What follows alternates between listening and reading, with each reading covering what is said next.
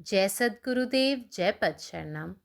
मेरे सद्गुरु की वाणी परम संत महात्मा यशपाल जी महाराज का प्रवृत्ति में निवृत्ति गृहस्थ धर्म का गीता सुधा भाष्य अध्याय 5 श्लोक 29।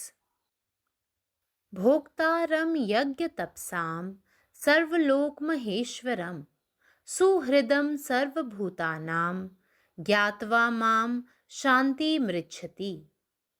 हे अर्जुन, मेरा भक्त मुझको सब यज्ञ और तपों का भोगने वाला, संपूर्ण लोकों के ईश्वरों का भी ईश्वर तथा संपूर्ण भूत प्राणियों का सुहृद अर्थात स्वार्थ रहित, दयालु और प्रेमी, ऐसा तत्व से जानकर शांति को प्राप्त होता है। अहिंसा, सत्य आदि धर्मों का पालन, सद्गुरु, देवता, ब्राह्मण, माता पिता एवं अन्य गुरुजनों का सेवन पूजन, दीन दुखी, गरीब और पीड़ित जीवों की स्नेह और आदर युक्त सेवा और उनके दुख नाश के लिए किए जाने वाले उपर्युक्त साधन एवं यज्ञ, दान आदि जितने भी शुभ कर्म हैं, सभी का समावेश यज्ञ और तप शब्दों में आ जाता है। भगवान सबके आत्मा है, अतएव देवता, ब्राह्मण, दीन दुखी आदि के रूप में स्थित होकर भगवान ही समस्त सेवा पूजा आदि ग्रहण कर रहे हैं। इसलिए वे समस्त यज्ञ और तपों के भोक्ता हैं। जो पुरुष आत्म तत्व को जानता है, वह सबके अंदर आत्म रूप से विराजित भगवान को ही देखता है। इस प्रकार प्राणी मात्र में आत्मबुद्धि हो जाने के कारण जब वह उनकी सेवा करता है तो उसे यही अनुभव होता है कि वह देव, ब्राह्मण या दीन दुखी आदि के रूप में अपने परम पूजनीय, परम प्रेमास्पद, सर्वव्यापी ईष्ट की ही सेवा कर रहा है। सर्वलोक महेश्वर, उनकी दृष्टि में अपने इष्ट परमात्मा से बढ़कर कहीं भी कोई भी नहीं होता। इसलिए वे उसके चिंतन में संलग्न होकर नित्य निरंतर परम शांति और आनंद के महान समुद्र अपने इष्ट परमात्मा के ध्यान में ही डूबे रहते हैं। भगवान सब भूतों के सुहृद हैं। लोग इस रहस्य को नहीं समझते, इसी से वे लौकिक दृष्टि से इष्ट अनिष्ट की प्राप्ति में सुखी दुखी होते रहते हैं और इसी से उन्हें शांति नहीं मिलती। जो पुरुष इस बात को जान लेता है और अटल विश्वास से पकड़ लेता है कि भगवान मेरे अहैतुक प्रेमी हैं, वे जो भी करते हैं मेरे मंगल के लिए ही करते हैं, वह प्रत्येक अवस्था में जो कुछ भी होता है उसको दयामय परमेश्वर का प्रेम और दया से ओतप्रोत मंगल विधान समझकर सदा ही उनके ध्यान में मग्न रहता है। इसलिए वह प्रभु चरणों में निरंतर लगा रहता है और उसे अटल शांति मिल जाती है, यहाँ तक कि यह ब्रह्मलीन आत्मा इस देह को धारण किए रहने पर भी ब्रह्मत्व प्राप्त कर लेता है।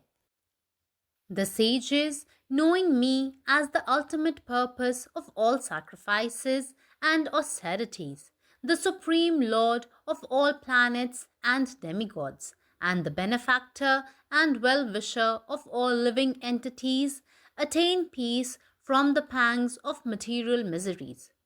The term yajna is the self-dedicated work which one performs in any field of activity. Tapas means all self denial and practices of self control, which the ego undertakes in order to integrate and revive its own capacities to seek its real identity with the eternal. The Self is certainly the Maheshvara, the Lord of all lords, the God of all gods. Self is the controller of all fields of activities, of perception and expression. Self is, in fact, the Lord of all individual lords, governing, controlling, and ruling over the various fields. Therefore, Lord Krishna, as the Self, confers upon himself the title of Sarvalok Maheshvara.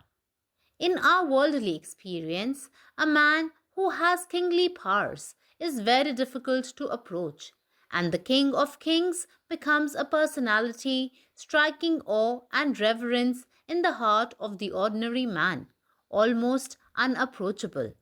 Thus, Lord Krishna has to further add Suhridam, a friend of all living creatures, to qualify the nature of Maheshwara, the Self. Here, knowing is to be understood as realizing. Knowledge means spiritual experience gone through on the road of realization of the self, the one at whose altar the perfection seeking ego surrenders all its activities and attains eternal peace or moksha. Om. സദ്ഗുരുവിൻ്റെ സന്ദേശം. ഹേ അർജുൻ, എല്ലാ യാഗങ്ങളുടെയും തപസ്സുകളുടെയും ആസ്വാദകനും എല്ലാ ലോകങ്ങളിലെയും ദേവന്മാരുടെ ദൈവവും എല്ലാ ജീവജാലങ്ങളുടെയും സുഹൃത്തും, അതായത് നിസ്വാർത്ഥമായി ദയയുള്ളവനും സ്നേഹനിധിയുമാണ് ഞാൻ എന്നറിയുന്നതിലൂടെ എൻ്റെ ഭക്തർ സമാധാനം നേടുന്നു. അഹിംസ, സത്യം തുടങ്ങിയ ധർമ്മങ്ങളെ പിന്തുടരുക. സദ്ഗുരു, ദൈവം, ബ്രാഹ്മണർ, മാതാപിതാക്കൾ, മറ്റധ്യാപകർ എന്നിവരുടെ സേവനവും ആരാധനയും, പീഡിതരോടും ദുഃഖിതരോടും കഷ്ടപ്പെടുന്നവരോടുമുള്ള സ്നേഹവും ആദരവും നിറഞ്ഞ സേവനം, അവരുടെ കഷ്ടപ്പാടുകൾ ലഘൂകരിക്കാനുള്ള മേൽപ്പറഞ്ഞ മാർഗങ്ങൾ, യജ്ഞം, ദാനം തുടങ്ങിയ എല്ലാ ശുഭകർമ്മങ്ങളും എല്ലാം യജ്ഞം, തപസ്യ എന്നീ വാക്കുകളിൽ ഉൾപ്പെടുന്നു. ഈശ്വരൻ എല്ലാവരുടെയും ആത്മാവാണ്. അതിനാൽ ഈശ്വരൻ തന്നെയാണ് ബ്രാഹ്മണർ, ദരിദ്രർ, ദുരിതമനുഭവിക്കുന്നവർ തുടങ്ങിയവരുടെ എല്ലാം ആരാധനയും സേവനവും സ്വീകരിക്കുന്നതും. അതുകൊണ്ടാണ് അവൻ എല്ലാ യാഗങ്ങളുടെയും തപസ്സുകളുടെയും ആസ്വാദകനായിരിക്കുന്നത്. സ്വത്വത്തിൻ്റെ സത്ത അറിയുന്ന മനുഷ്യൻ എല്ലാവരുടെയും ഉള്ളിൽ സ്വത്വത്തിൻ്റെ രൂപത്തിൽ ദൈവം വസിക്കുന്നതായി കാണുന്നു. ഈ വിധത്തിൽ എല്ലാ ജീവജാലങ്ങളിലും ആത്മബോധമുള്ളതിനാൽ അവൻ അവയെ സേവിക്കുമ്പോൾ തൻ്റെ ഏറ്റവും ആരാധനാർഹനും പ്രിയപ്പെട്ടവനും സർവ്വവ്യാപിയുമായ ഇഷ്ടദേവനെ ദേവബ്രാഹ്മണൻ്റെയോ ദരിദ്രരുടെയും ദുഃഖിതരുടെയും രൂപത്തിലോ സേവിക്കുന്നതായി അനുഭവപ്പെടുന്നു. സർവ്വലോക മഹേശ്വരൻ അദ്ദേഹത്തിൻ്റെ വീക്ഷണത്തിൽ തൻ്റെ പ്രിയപ്പെട്ട ദൈവത്തേക്കാൾ വലിയവനായി മറ്റാരുമില്ല. അതുകൊണ്ട് അവൻ്റെ ധ്യാനത്തിൽ മുഴുകി അവർ തങ്ങളുടെ പ്രിയപ്പെട്ട ദൈവത്തിൻ്റെ പരമമായ ശാന്തിയുടെയും സന്തോഷത്തിൻ്റെയും മഹാസമുദ്രത്തിൻ്റെ ധ്യാനത്തിൽ എപ്പോഴും തുടർച്ചയായി മുഴുകിയിരിക്കുന്നു. ഈശ്വരൻ എല്ലാ ജീവജാലങ്ങളുടെയും സുഹൃത്താണ്. ആളുകൾക്ക് ഈ രഹസ്യം മനസ്സിലാവുന്നില്ല. ഈ കാരണത്താൽ ലൗകിക വീക്ഷണകോണിൽ നിന്ന് നല്ലതും ചീത്തയുമായ കാര്യങ്ങൾ നേടുന്നതിൽ അവർ സന്തോഷിക്കുകയും ദുഃഖിക്കുകയും ചെയ്യുന്നു. ഇതുമൂലം അവർക്ക് സമാധാനം ലഭിക്കുന്നില്ല. ഇത് മനസ്സിലാക്കി ഈശ്വരൻ എൻ്റെ സ്നേഹിതനാണ്, അവൻ എന്തു ചെയ്താലും അത് എൻ്റെ ക്ഷേമത്തിനു വേണ്ടി മാത്രമാണ് എന്ന അചഞ്ചലമായ വിശ്വാസത്തോടെ അതിൽ ഉറച്ചു നിൽക്കുന്ന മനുഷ്യൻ ഏത് സാഹചര്യത്തിലും എന്ത് സംഭവിച്ചാലും സ്നേഹവും കാരുണ്യവും നിറഞ്ഞ കരുണാമയനായ ദൈവത്തിൻ്റെ ശുഭകരമായ ഒരു കരുതലായി അയാൾ അതിനെ കണക്കാക്കുന്നു. എപ്പോഴും അവനെക്കുറിച്ചുള്ള ധ്യാനത്തിൽ മുഴുകിയിരിക്കുന്നു. അതുകൊണ്ട് അയാൾ നിരന്തരം ഭഗവാന്റെ പാദങ്ങളിൽ അർപ്പണബോധത്തോടെ നിലകൊള്ളുകയും ശാശ്വതമായ ശാന്തി നേടുകയും ചെയ്യുന്നു. പരമാത്മാവിൽ ലയിച്ചിരിക്കുന്ന ഈ ആത്മാവ് ഈ ശരീരത്തിലായിരിക്കുമ്പോൾ തന്നെ ബ്രഹ്മത്വം പ്രാപിക്കുന്നു. പരമാത്മാവ് നീ തന്നെ, നിന്റെ ഇഷ്ടം പൂർണ്ണമാകട്ടെ. ജയ് സദ്ഗുരുദേവ്, ജയ് പദശരണം. जय गुरुदेव, जय पदशरणम. अरे अर्जुना, मी सर्व यज्ञ आणि तपस्यांचा भोक्ता, सर्व जगातील देवांचा देव आणि सर्व प्राण्यांचा मित्र, म्हणजेच निस्वार्थ, दयाळू आणि प्रेमळ आहे. हेच जाणून माझ्या भक्ताला शांती मिळते.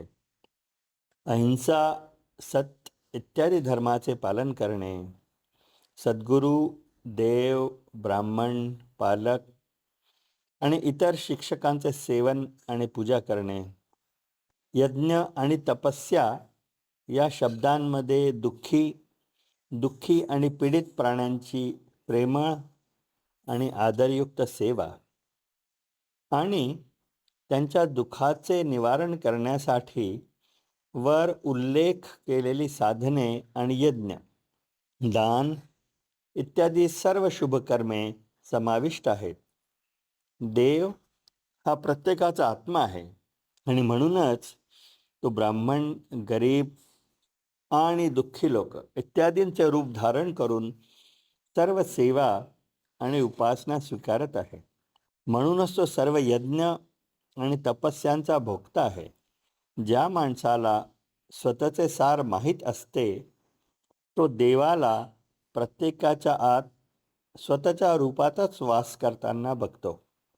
अशा प्रकारे प्रत्येक जीवात आत्मजागरूकता असल्याने जेव्हा तो त्यांची सेवा करतो तेव्हा त्याला असे वाटते की तो देवब्राह्मण किंवा गरीब आणि दुःखी इत्यादींच्या रूपात त्याच्या सर्वात पूजनीय, सर्वात प्रिय, सर्वव्यापी इष्टदेवाची सेवा करत आहे.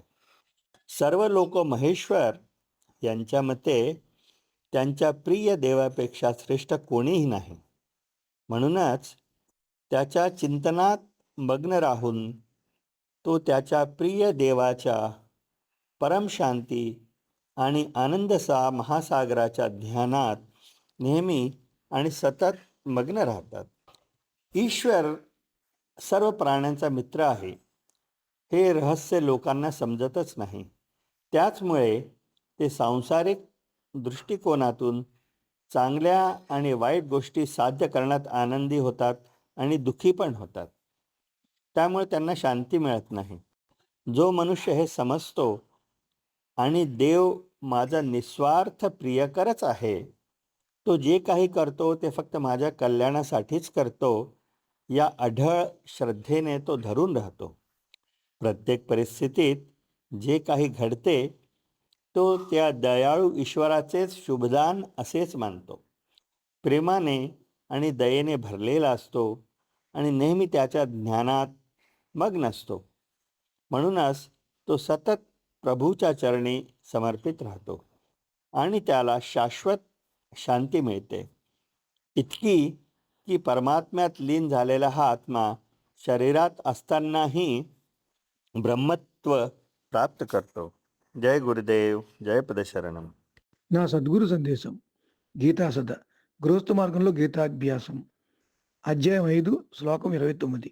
ఓ అర్జున, నా భక్తుడు నన్ను సమస్త యజ్ఞములు తపములు పొందువాడని, సమస్త లోకనాథులకు నాథుడని, సమస్త ప్రాణుల సహృదుడని, అనగా స్వార్థరహిత దయాళు అని, ప్రేమ కలిగిన వాడిని నిజంగా తెలుసుకొని శాంతిని పొందుతున్నాడు.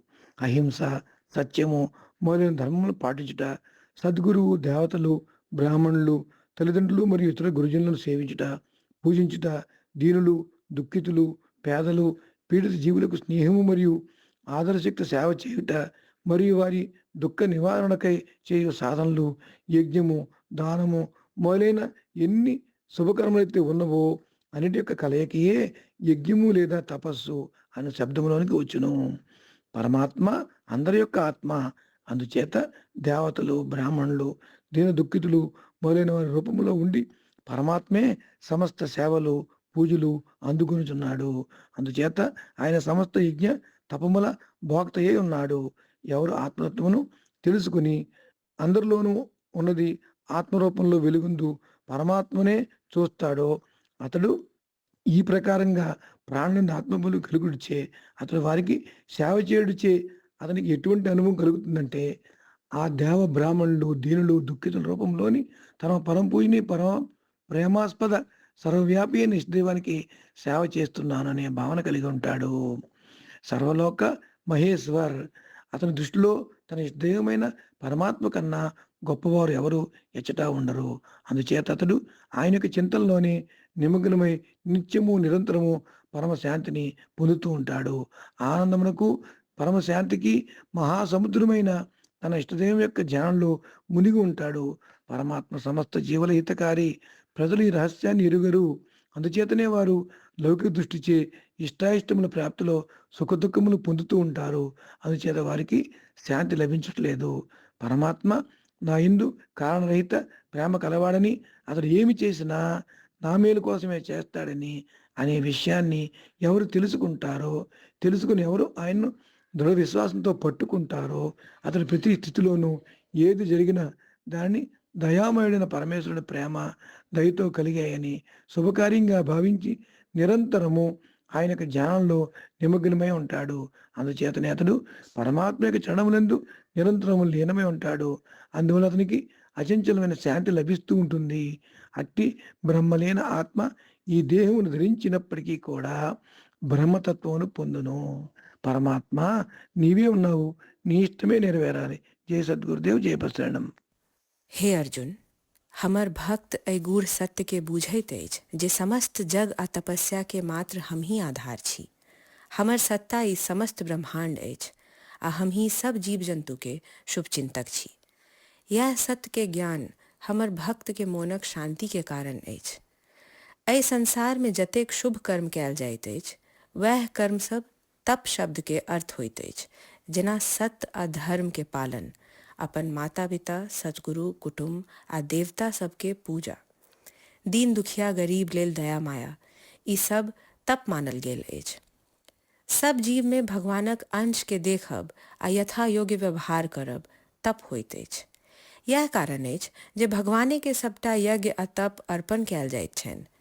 जे कियो अपन आत्मा के चिन्ह लेने अछि ओ सब आत्मा में भगवान के देखैत अछि।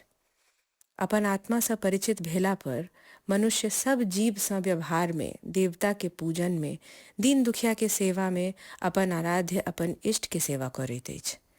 अपन स्वामी अपन इष्ट से प्रिय ओकरा और क्यों नहीं बुझाइत अछि। तैं ओकर इष्ट ओकरा लेल महेश्वर छथिन। एहि कारण से ओकर हृदय सदिखन अपन परमात्मा अपन इष्ट के ध्यान में लागल रहैत अछि। भगवान तऽ सभक सखा सहोदर छथिन। अपन भक्त के सबसे बेसी चिंता करे वाला, सुख दुख में संगे ठाढ़ छथि। लोक सब ई नहीं बुझ पाबैत अछि आ तें मोन अनेक बंधन में अशांत ओझरायल रहैत अछि। जेकरा ई विश्वास भ गेल जे अपना इष्ट से अपन और क्यों नहीं होइत अछि, जे भगवान जे किछ करै छथिन ओ हित में करै छथिन, ओ एहि नश्वर देह के दुख सबसँ पार पाबि लेने अछि। तैं एहन भक्त मोन चित्त के अस्थिर क क सदखन अपन इष्ट के चरण में लगौने रहैत अछि। अखिल भारतीय संत मत सत्संग पंजीकृत दिल्ली, मुख्यालय B20 CC colony, Rana Pratap Bagh के सामने, दिल्ली। सत्संग आश्रम संत यश रूप तपोभूमि परिसर, अनंगपुर, जिला फरीदाबाद, हरियाणा।